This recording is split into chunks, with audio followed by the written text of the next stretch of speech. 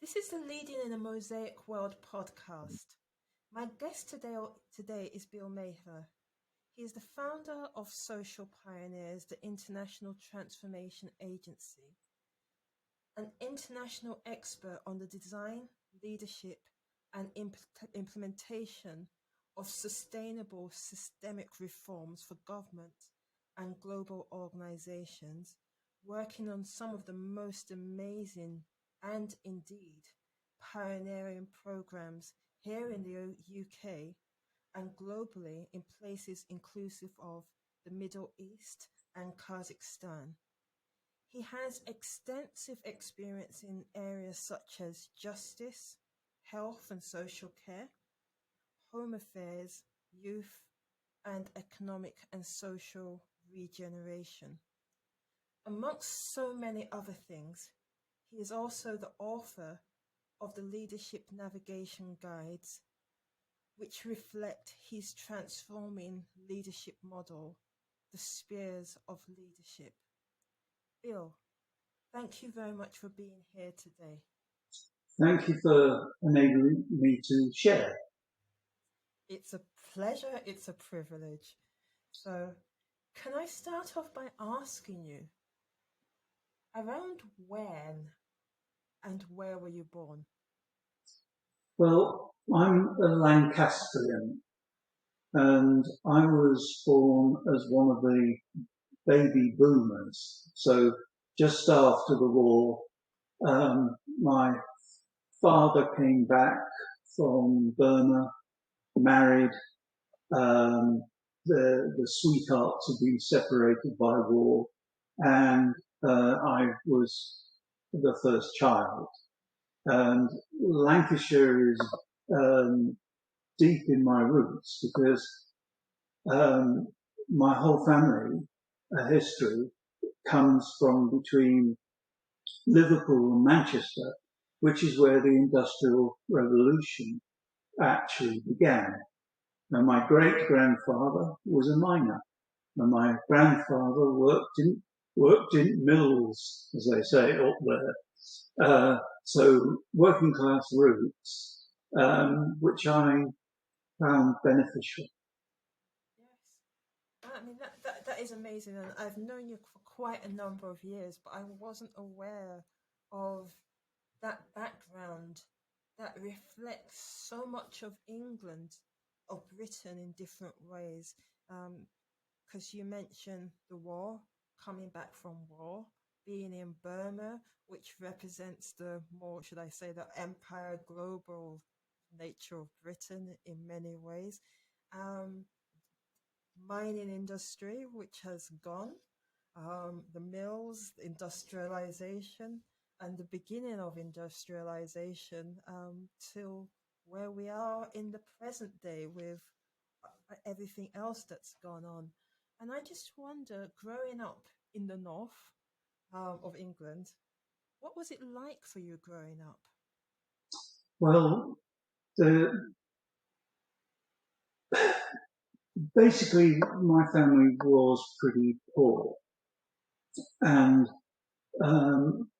after the war, there was a great deal of hope about rebuilding the country. So this is when the welfare state was established, when the NHS was established. So it was a really dynamic time. So my family decided to move south when I was 8. So I spent most of my time growing up in um, the Medway towns, but again in the poor area. And so my education wasn't brilliant, but somehow or other, I was one of just 3 in my primary school class who managed to get into grammar school on the 11 plus exam that they had in those days. But I was way behind everyone else in that intake because my education had not been at all outstanding. So I struggled in education. I hated school. I didn't like conforming to learn things I didn't know what I would do with.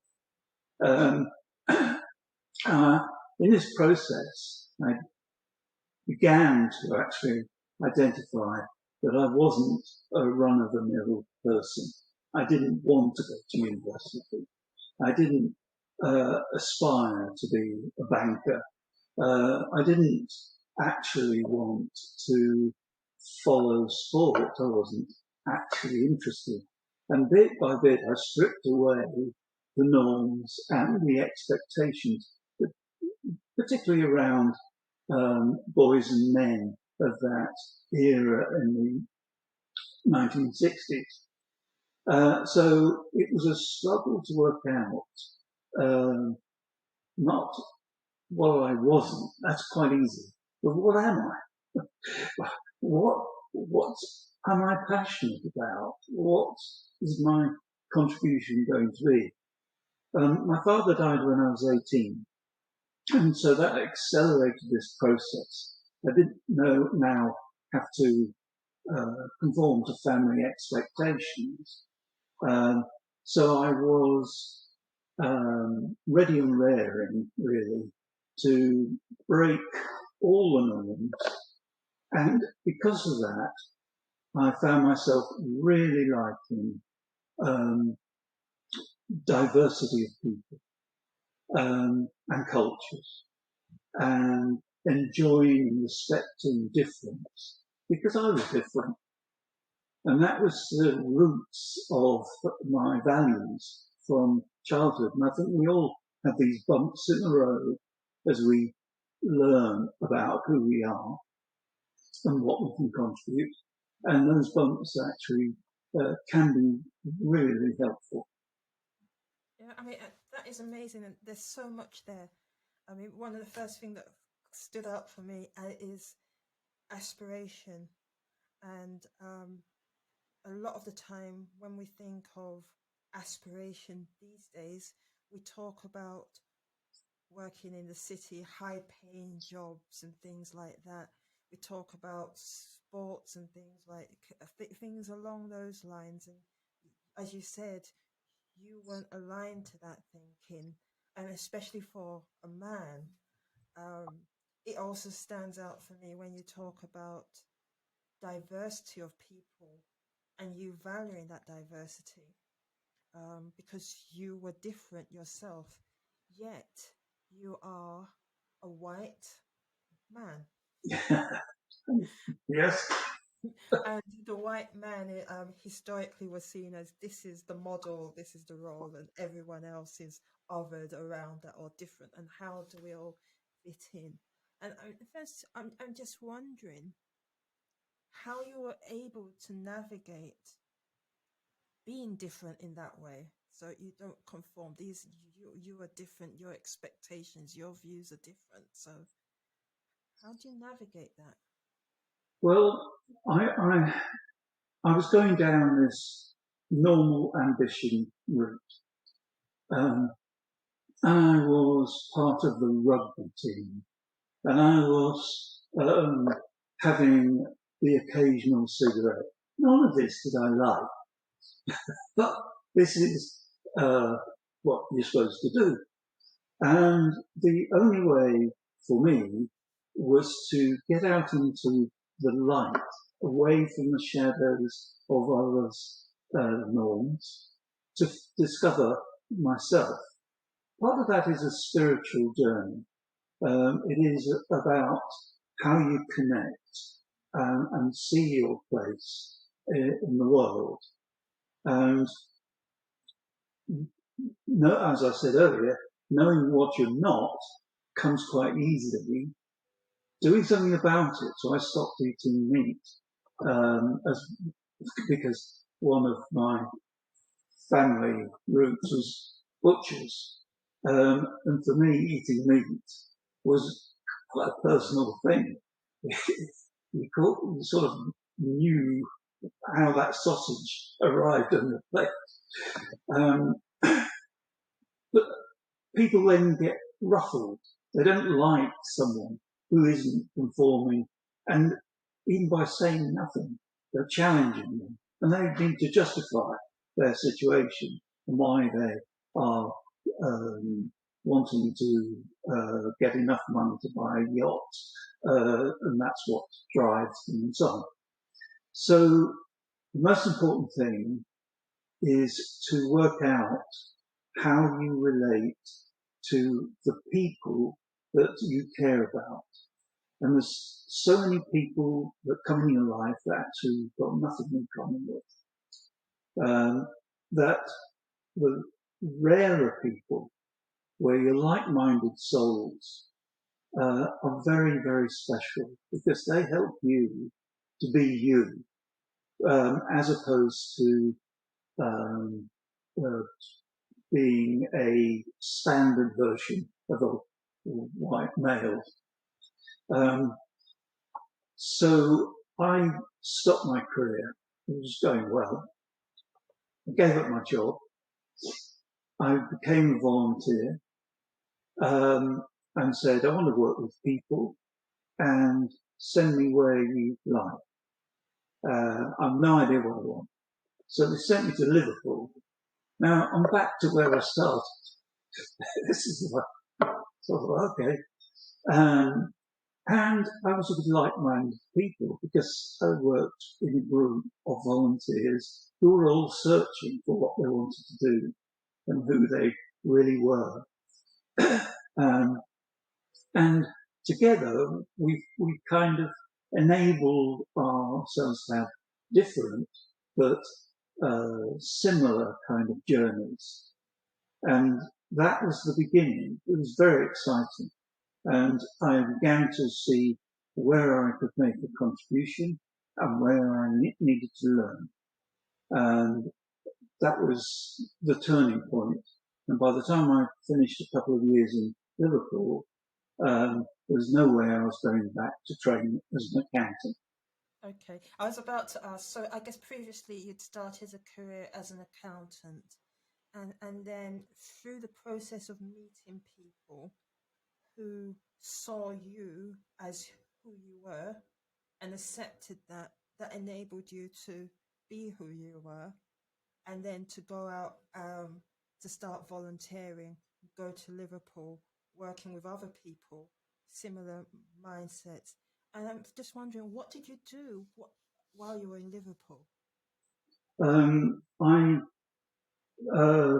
first I did two things. One is that as a volunteer, I established a project with my colleague volunteers to work in a slum area that was being demolished, where the last people to move out were those with least choices, least options, least money, and they were living in squalor, and help them establish a residents' association to fight their corner for their their housing futures and for the environmental chaos that they were in. And the second track, I became a social worker. And this was in the first days of there being a social services department. And nobody really quite knew what a social worker should do. And I inherited a caseload of 248, some of whom were dead, some of whom were in desperate straits. It was chaotic, but a very rich area for learning about different needs and where the state can help and where it can't. So that made me decide not to be a standard qualified social worker, but to work on social needs. Okay. And moving forward, jumping forward, um, we met around 10 years ago or so. Yeah. And that was the time that you set up Social Pioneers, I believe. Yes. And to me, there seems to be a connection, but it'll be useful between social needs and social pioneers. But what is Social Pioneers about?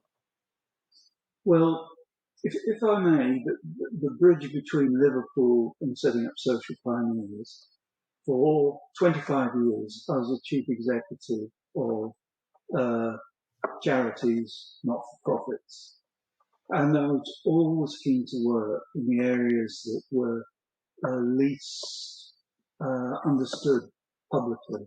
So I did a lot of work with offenders, a lot of work with long-term unemployed people, and so on. A lot of work in communities that felt and were excluded, where there was high levels of racism and so on.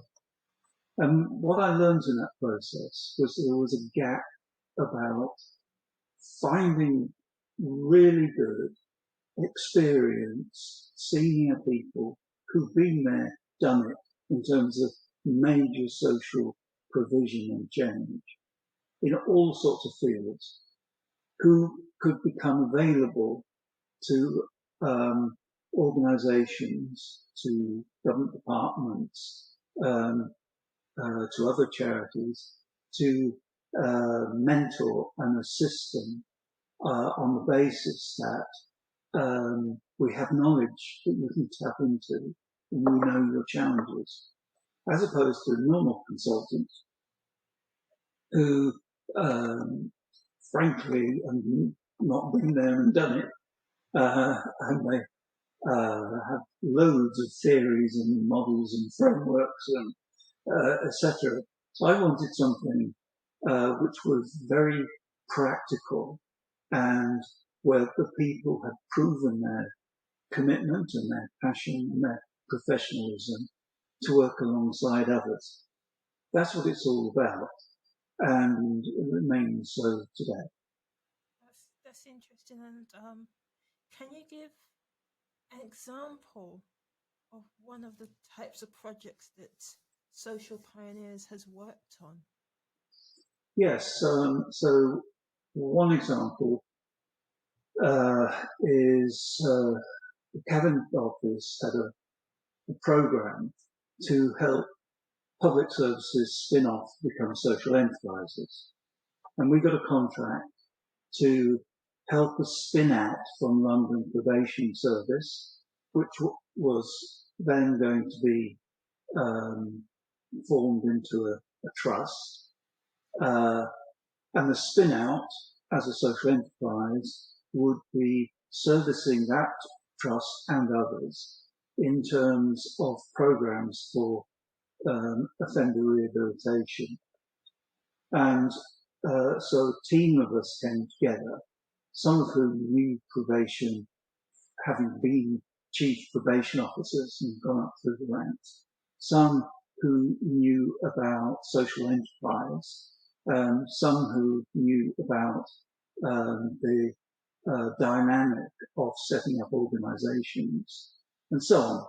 And between us, we worked alongside this group who were spinning out, and it was something like a £20 million organisation that was being established. It's still going today, I'm glad to say. It's something that don't last. And it was a jewel in the crown of a very difficult time for the whole probation movement, and doing exceedingly good work against the odds. So that's an example. You get together a team who are a resource to help people achieve what they want to do. Yeah. One of the things that stands out to me, as you mentioned, that I mean, it's a complex project, I'm sure, and you have a lot of senior people coming together, different people, different skills, different capabilities. How do you do that? Because I think this is useful for other people leading within the complexity that we're faced with today. How do you bring together senior people or different people, different levels, with a diversity of skills and backgrounds to effectively work on a project which, as you say, years later is still running successfully today? you certainly have got to pick the right people. There is a tendency for people to work in silos, live in silos, to similarity seek in terms of who they want to be associated with and work with. These people are part of the problem because they recruit people like themselves.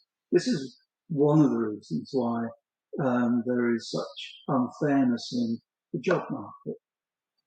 So you've got to find people who actually thrive by working with people with different skills, different points of view. Find creativity in the tensions that produces rather than frustration. And I handpick people, and I have to say, maybe a third of those that I pick carefully are still no good. They can't make that transition. And a third are okay, and a third are brilliant. But it's a mindset. So my mindset is I value the differences. I want them to work together. They need to work together. We're interconnected, and silo thinking and similarity seeking is very destructive in our world today. I could, just going into the minds of what some people might be thinking, I could challenge that and say, silo thinking, I can understand the challenge of that. You have to work together with people. But then, isn't it easier, more effective to work together with people that are the same as you and think in the same manner as you, rather than people that have totally different views? I think you have to have the same values. You have to buy into the same principles about what you're trying to achieve. And then you have to be open to reflecting on and absorbing the richness that diversity brings. If you do that, it's very, very healthy, but it does slow things down because there isn't automatic agreement. And it also means it's not very hierarchical. You've got to have inclusion, engagement as broadly as possible with beneficiaries, with clients and so forth. But that's what produces the best product, the best working environment, the best relationships. I've absolutely no doubt about that. So I spent a long time working with civil servants in Whitehall, about 5 years. And nobody understood culture, let alone anything else. And the culture of the civil service is not good. It just isn't. The willingness to cross boundaries and to be open to difference is lacking. So the whole process of the work changes the people you're working with, the people who are your team. Everyone is actually in a process of evolving who they are, how they contribute, and how they see their contribution fitting. In some ways, when you mention that evolution, it reminds me of what you said about yourself. In your early career, whereby initially you felt the need to conform, but then you met people who saw you as you are and accepted you as you are. Yes. And that brought out the best in you. Absolutely. And that enabled you to be more effective in what you do. And so I guess in some ways you're talking about that taking place within organizations, the civil service and anywhere else, that if you enable, if as leaders, people are and enable people to be who they are, then they'll get the best out of them. That is spot on, absolutely right. And there are techniques that one can use to enable people to come into this difficult zone of opening up and uniting differences around a cause or an objective. And these techniques are used quite a lot in the voluntary sector, but not elsewhere. And those techniques I've embraced as social pioneers and have used, as you say, in the Middle East and ex-Soviet countries. And I have to say, because it's about human nature, it's completely transferable. I'm curious because I can see the value of enabling people to be themselves, and you then get yourself the best out of them, especially when in an environment where you've come together on the basis of common values, common purpose, common values, common purpose. And as you said, that brings out the best in people. But then there are two things that are on my mind is one is you mentioned you slow down the process when you're doing these things. Yeah. And that could be of a concern to leaders who are thinking, we're here, we're here for outcomes, whether it's in the third sector, public sector, or private sector, where there's such a focus on growth at this stage. We need growth, we need outputs, we need to be able to see what we're doing. And so how do you justify slowing things down? Well, the purpose is to build strongly and in a way that wins over hearts and minds. And minds is important. So the way of thinking, how decisions are taken, who is engaged in it. So when you're dealing with this, let's call it the evolution of leadership, because it's all about leadership in the end, then you can't ignore the cultural aspects. And the starting point is to get a group of people who will drive forward the objective. And the objective has got to be supported by their most senior influencers, because otherwise they're going to batter against their own system. So if you've got that set up, and they've never done anything like this before, which is the normal case, otherwise they wouldn't need us. You then have to help them work on what they, as a group, have never worked together in this way before. What are they trying to achieve? What's their aspiration? What is that going to involve changing? And when you give people, the right people, that kind of responsibility of coming up with how things should be different, you don't have to be the expert in that field. They are expert. They know what's wrong, how it needs to change. If I could give an example, would that help? That would definitely help. Well, in Kazakhstan was just amazingly problematic. But basically, the country had been going 25 years from independence from the Soviet Union, and it had changed all the laws and was moving away from Soviet systems, but it hadn't addressed any cultural or mindset differences. And this was reflected in the fact that I was working with law enforcement agencies, and whether they were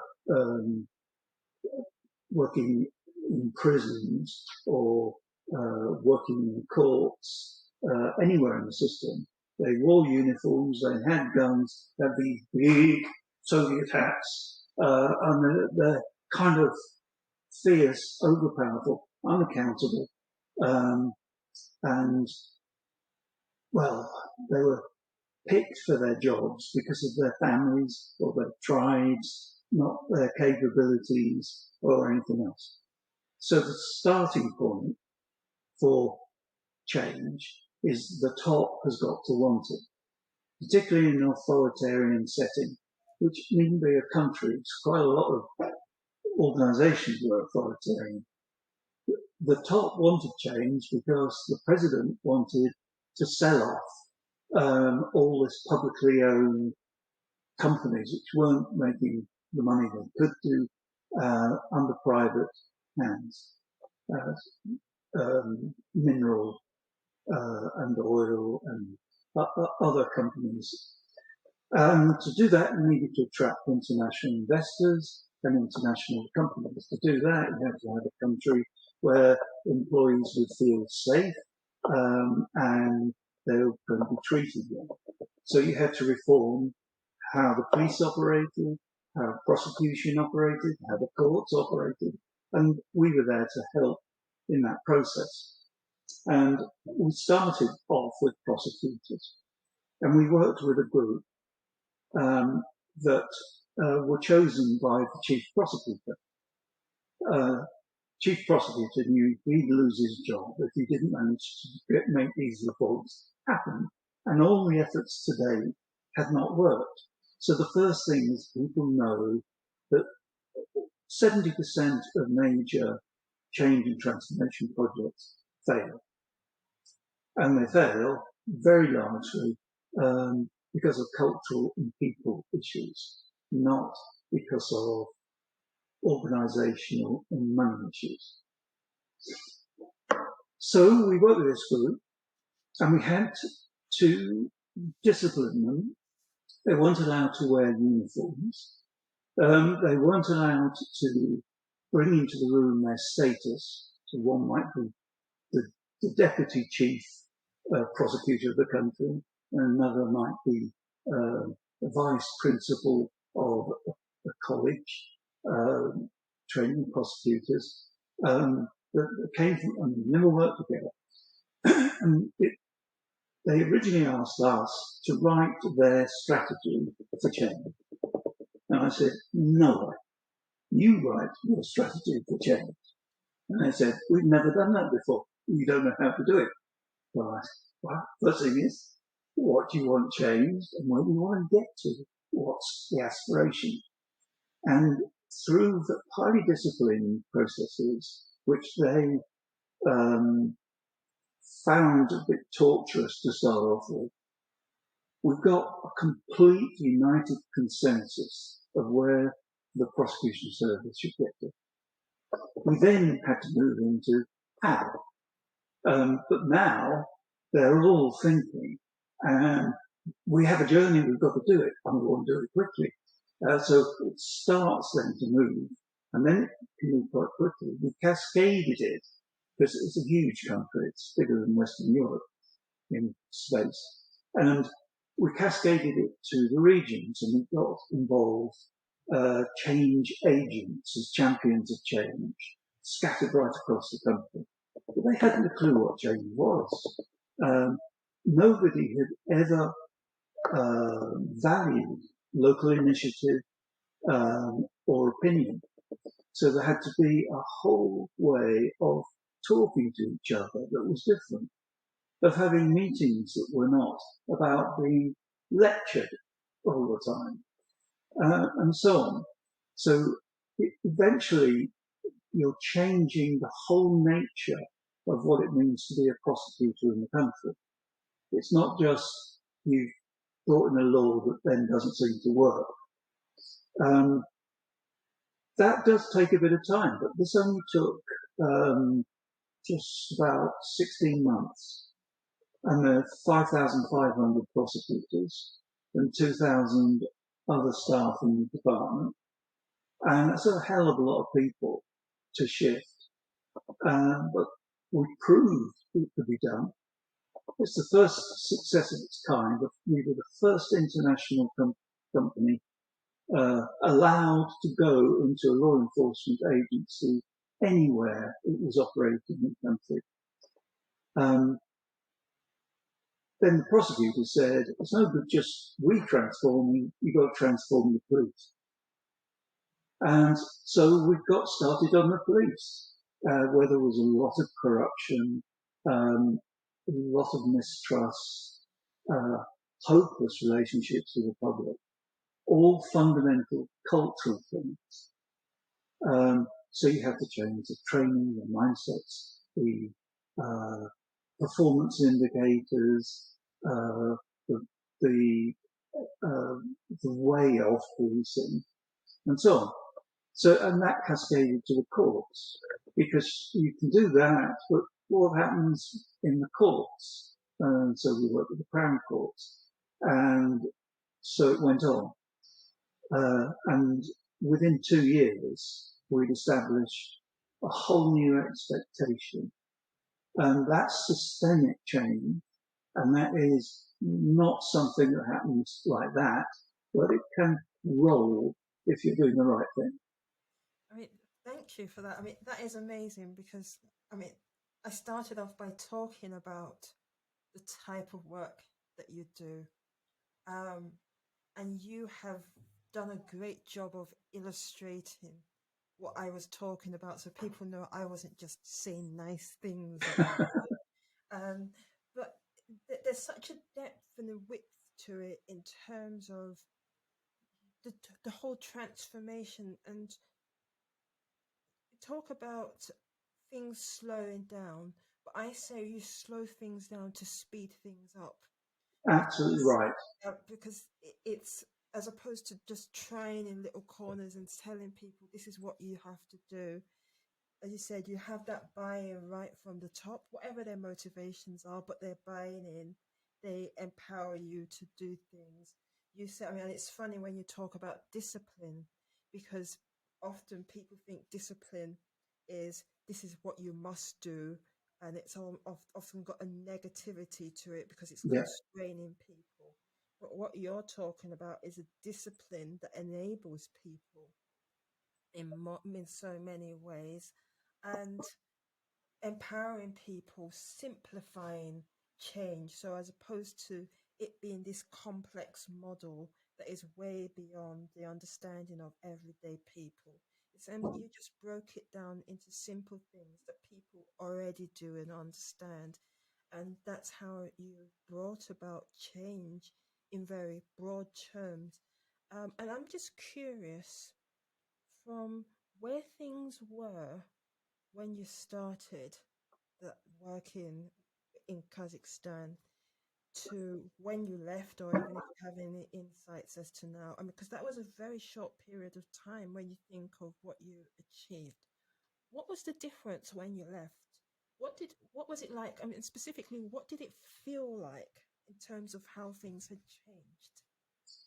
Well, there was a lot of attention from the president's office about what we were doing. Some of it was about suspicion we might be the CIA. And we did have people turning up into our group, and we had no idea who they were and why they were there, and they were watching and assessing what was going on. But eventually, really quite quickly, the president's inner administration decided that this was the way forward, that the model should be used for all reforms, for all government departments, and it got built into their next 5-year strategy whilst we were present.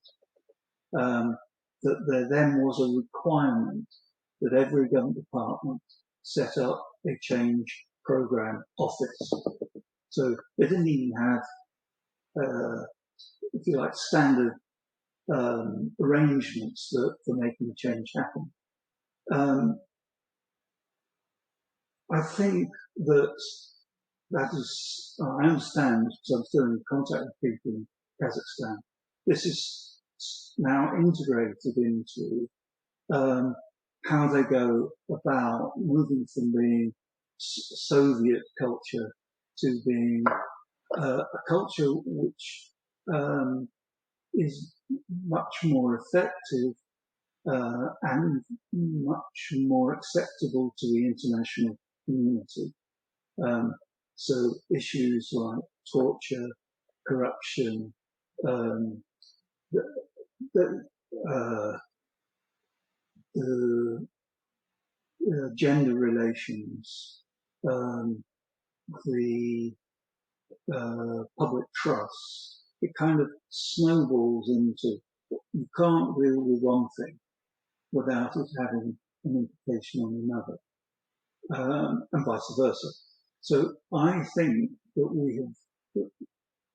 I would have liked another couple of years there, but and I've gone back and been around because you get very passionate about the people who take this on, own it, and have the responsibility to do it. But you're not doing it for them.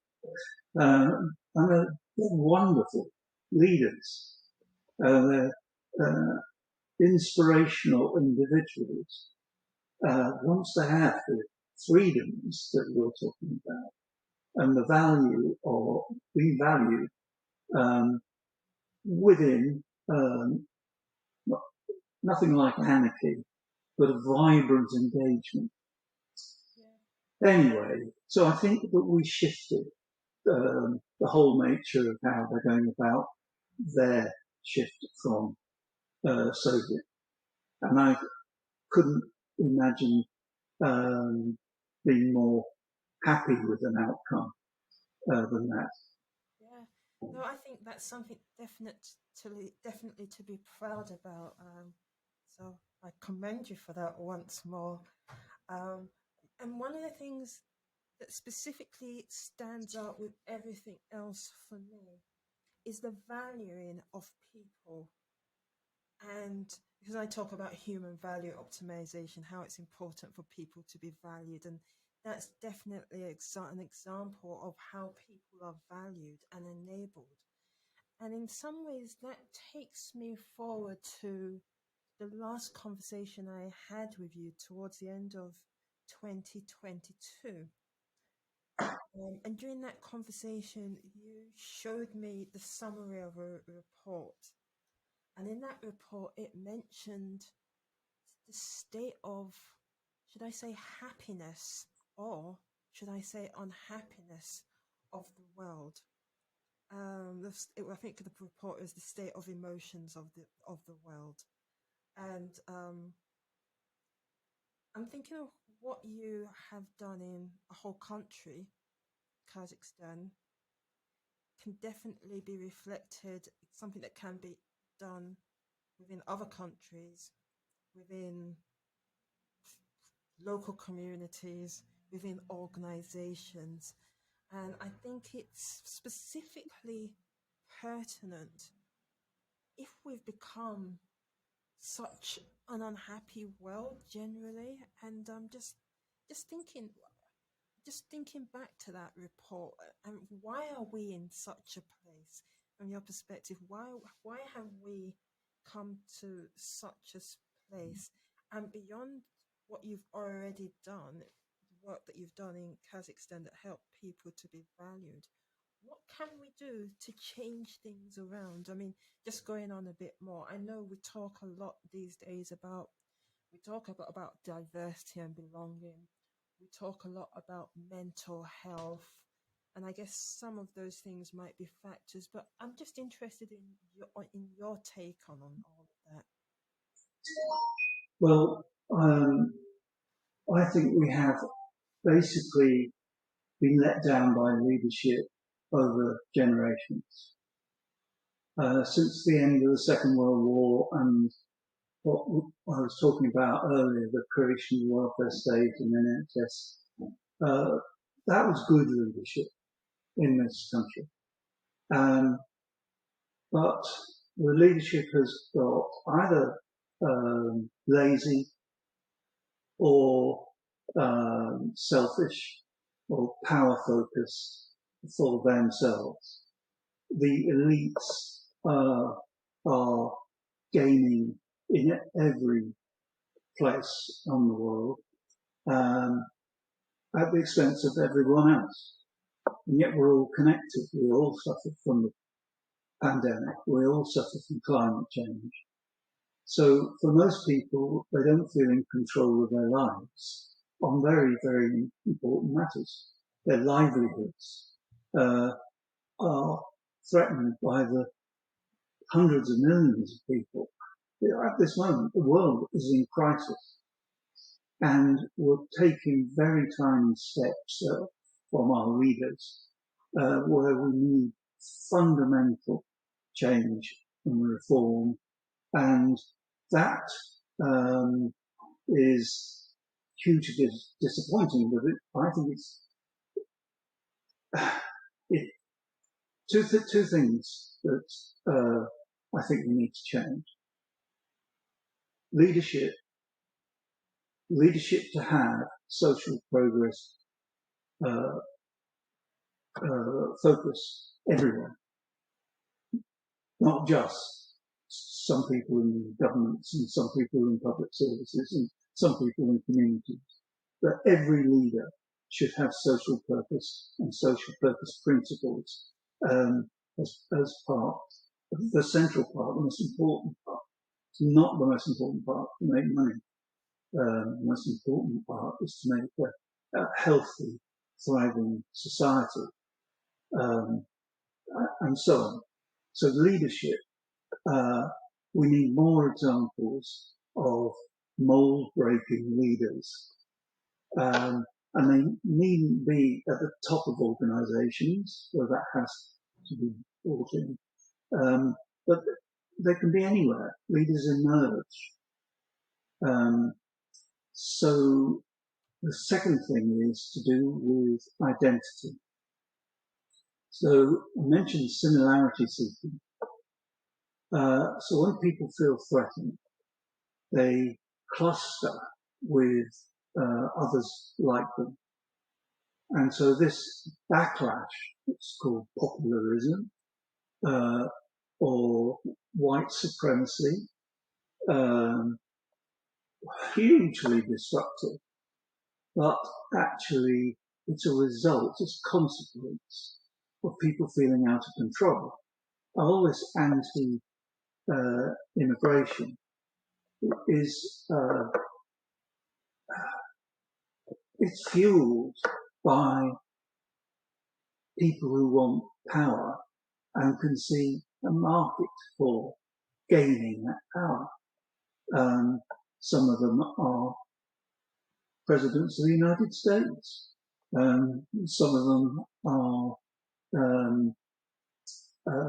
hooligans. It's right across the spectrum. So one give people the confidence to have an identity that is cosmopolitan requires a sense of fairness and justice, equity, and being valued. I think you are spot on in everything that you say and you summarise from my more rambling contribution. Most definitely not rambling. But just in terms of those two things, I feel there's almost a connection in terms of the identity and the social purpose, because social purpose is to some extent thinking of wider community, thinking of others, engaging, and in doing so, those that feel undervalued are questioning their place. One, they hopefully begin to see their place, and possibly we stop othering people and value others as well. So I think there's a connection between the two.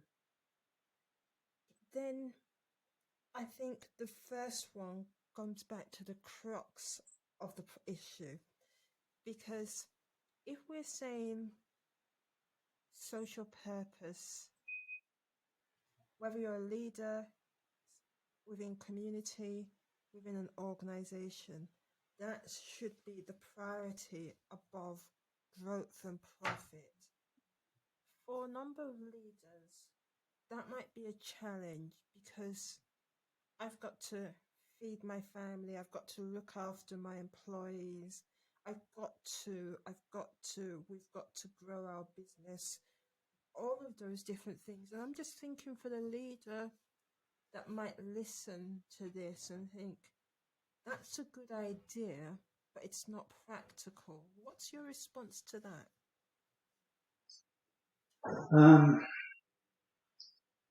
Because everything is connected, you can't talk about the stability of the employees and their wages without looking at the consequences of how the business operates and enables that employment.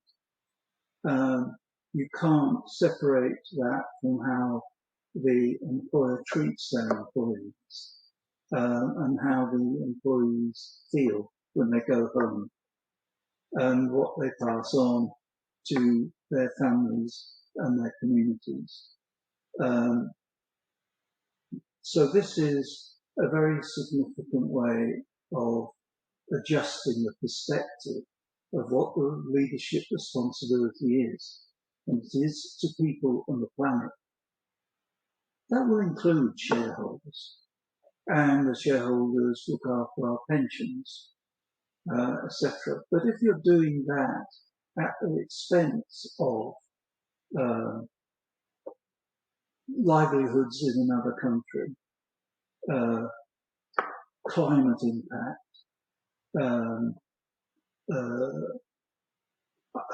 kind of creating us and them in terms of who's got opportunities and money and who's just excluded and forgotten about. It's hugely damaging, and it is the crisis that we're in. There are some really good leaders around, but they're few and far between, and they tend not to be at the top. People get to the top by being quite ruthless and adopting and being excellent at the current culture.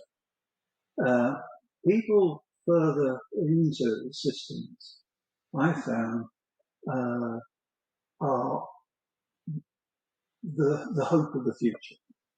Really, really good people. But many are not going to get to the top if the top culture doesn't shift. So I understand why people say, well, we can't do that. And that's what in Kazakhstan they say, we can't do it. We're Soviet thinking. We all speak Russian, and that's our history, and so on. Once people sense the kind of land of milk and honey that can open up, it kind of, and they can't just sense it, they have to see it operating. Very few will move into change without seeing some proof that they're going to get out the other end what's been promised. And that means we need pioneers, back to social pioneers. And it means that I'm seeing my next phase of social pioneers not in doing this work, but in networking and supporting people who do the work. Okay. And that takes me on to what I was going to ask, because I guess key in terms of people that are thinking that growth is imperative, profit is imperative, as important as those things might be, we are all part of a wider system and everything is connected. And employees, as they themselves as leaders, are operating within a wider system. And I think the unhappiness comes from the disruption and the negativity and the challenge in the wider system.